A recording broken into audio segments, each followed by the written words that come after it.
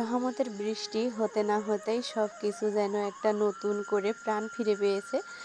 যেমন মানুষের শান্তি হয়েছে, ঠিক তেমন না গাছপালা, শাকসবজি সব দিকের দেখেন শাকগুলো এত সুন্দর চকচক করছে, আর দেখতে তো এত ভালো লাগছিল, আর সব কিছু মনে হচ্ছিল যে স্বর্ণের মতো আকার ধারণ করেছে আর কি। আসসালামু আলাইকুম, আমি তানিয়া মহেশপুর থেকে বলছি। কাছে থেকে দূরে, দেশ এবং দেশের বাহিরে যে যেখান থেকে আমার ভিডিওটি দেখছেন, আশা করি সবাই ভালো আছেন। আল্লাহর অশেষ রহমতে আমরাও বেশ ভালো আছি, আলহামদুলিল্লাহ। তানিয়া লাইফ স্টাইলে আর একটি নতুন ব্লগে সবাইকে জানাই আরও একবার স্বাগত। চলে আসলাম আর একটু নতুন ভিডিও নিয়ে। আশা করি ভালো লাগবে, প্লিজ কেউ স্কিপ করে দেখবেন না। আর প্রতিদিনের মতো রোজ যা বলেই থাকি, আসলে বলতে আমাদের বিরক্ত লাগে আর কি। আমরা যারা ব্লগ করি তাদের তো প্রথমেই একটা কথাই থাকে, আমার এই ভিডিওটি এই পর্যন্ত যে কন্টিনিউ করেছেন প্লিজ একটা লাইক দিবেন, আর যারা আমার চ্যানেলে আজ নতুন এসেছেন প্লিজ চ্যানেলটি সাবস্ক্রাইব করে পাশের বেল অপশনটি চালু করে রাখবেন। আর যারা অলরেডি কাজটি করে ফেলেছেন তাদেরকে জানাই অসংখ্য ধন্যবাদ। তো সকালে ঘুম থেকে উঠে অনেক কাজ কিন্তু গুছিয়ে করে নিয়েছি, মানে সকালের বাসি কাজগুলো কি করে নিয়েছি। তো তারপরে কি রান্না করব, তো হঠাৎ করে মনে হলো যে শাক তুলে নিয়ে আসি, আর মাছ আছে তো সেগুলো ভুনা করব। তো শাকগুলো তুলে নিয়ে আমার এক শাশুড়ির বারান্দায় বসে তো কাটাকাটি করছিলাম, আসলে খুবই ভালো লাগছিল। আমার একটা ননদ আর আমি শাকগুলো কাটছিলাম। তো তারপরে বাড়িতে এসেছি, আরও তো অনেক কাজকর্ম থাকে, সেগুলো করেছি।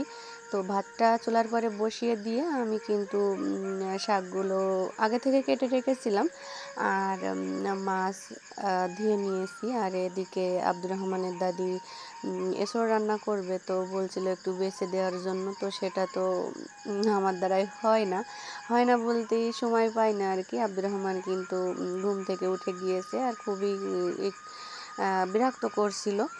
তো এদিকে আমার ভাতটা হচ্ছিল আর আমি এদিকে একটু তার হেল্প করার চেষ্টা করছিলাম।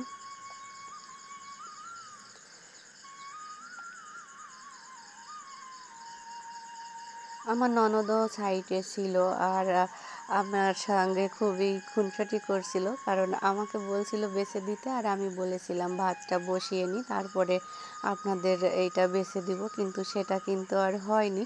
তো এই জন্য ও আমাকে বলছিল যে তুমি মিথ্যা বললে, বেছে দিতে চাইলে কিন্তু দিলে না। তো যাই হোক, আমি মাছটা ভাজি করে এবার মশলাটা কষিয়ে নিব ভালো করে। আমি ব্লেন্ডার করে নিয়েছি।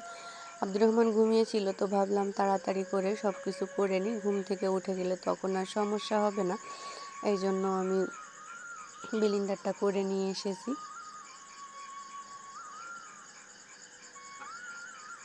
আলহামদুলিল্লাহ আগে থেকে ভালো আছি, তারপরেও কি জানেন, মাঝে মাঝে মনের ভিতরে একটু মোচড় দিয়ে ওঠে যে আমি তো মন প্রাণ খুলে সবার সঙ্গেই মিশি, তো তাইলে মানুষ কেন আমার সাথে এত হিংসা নিন্দা করে, আমি বুঝে উঠতে পারি না।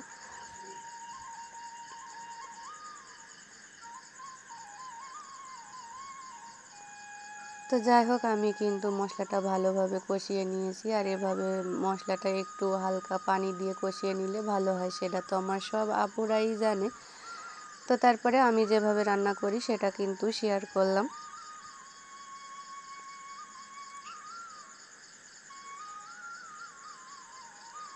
তো মশলাটা কষিয়ে একটু মাছ দিয়ে নাড়াচাড়া করে নিয়েছি, তারপরে এই যে ঝোলের পানিটা দিয়ে দিয়েছি। তারপরে ঢেকে দিলাম, যেহেতু বাইরে রান্না করি একটু ভয় ভয় হয় উপর থেকে কিছু পড়ে কি পড়ে না। আমার উপরে একটু নেট টাঙানো আছে, তারপরেও কিন্তু ভয় ভয় হয় যে বাইরে রান্না করি, একটু সতর্কভাবেই রান্না করি। তো তারপরে তরকারিটা আমি লাবিয়ে নিয়েছি, আর আমার সাইডেই সব রেখে দিয়েছি। ভাতটা বেড়ে নিয়েছি, আর মুরগিদেরও খেতে দিয়ে দিয়েছি। মানে এক চুলায় রান্না করতে গেলে একটু ভালোই হয়, অন্যদিকে একটু কাজ কাম করা যায়। তো এদিকে আমি শাকটা তেলের পরে দিয়ে নেব। তো তারপরে এই যে চলে আসলাম বিকেলবেলা, শাকটা তেলে পরে দিয়ে কিন্তু খাওয়া দাওয়া করেছি।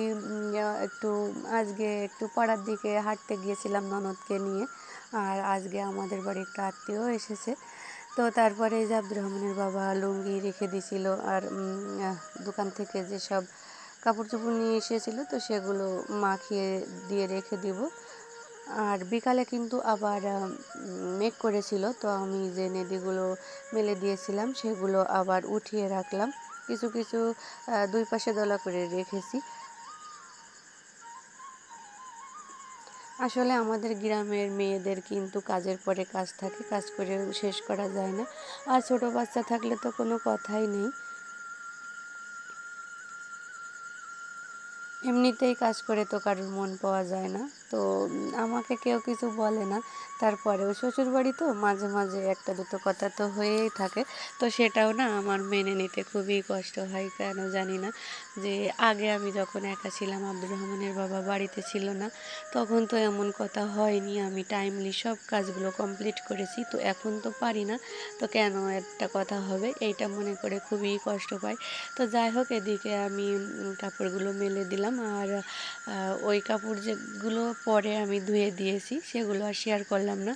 তো তারপরে সন্ধ্যার একটু আগে আমার সে ননদটা চলে এসেছে, আর ওদের কিন্তু অনেক আম কাঁঠাল আছে। তো ঝড়ে তো পড়েছেই, ঝড়ে না পড়লেও কিন্তু আমাদের জন্য এই আম কাঁঠালগুলো আসতো।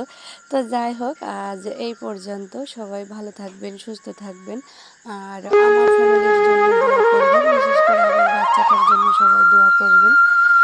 আমার বাচ্চাটা একটু চঞ্চলতা বেশি, তো আমার খুবই টেনশন হয় ওকে নিয়ে।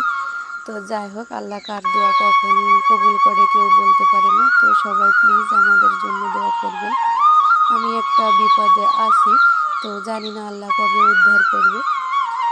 তো যাই হোক, আমি ভিডিওটি আর বড় করলাম না, ভিডিওটি শেষ পর্যায়ে। তো আজ এই পর্যন্ত, আল্লাহ হাফেজ।